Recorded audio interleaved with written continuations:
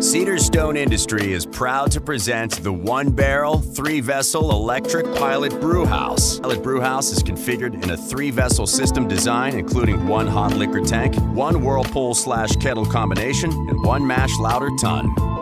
This unit is perfect for low production requirements, small brew pubs, brewery and planning, small batch testing, and recipe formulation.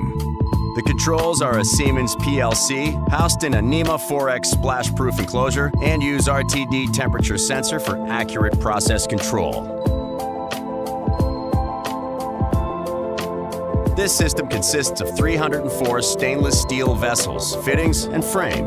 It comes completely with 7.5 kilowatt Incaloy heating element for both HLT and kettle, single stage heat exchanger, and AmpCo transfer pump. Cedarstone Industry one-barrel pilot brewhouse is a close representation of large-scale brewery equipment. Scaling up will be a breeze when your company is ready to graduate to larger production capacities. This system has a power requirement of 240 volt, 3-phase. If you are interested in either starting a new brewery business or are refining your current brewery operations, then this system will help take you to the next level.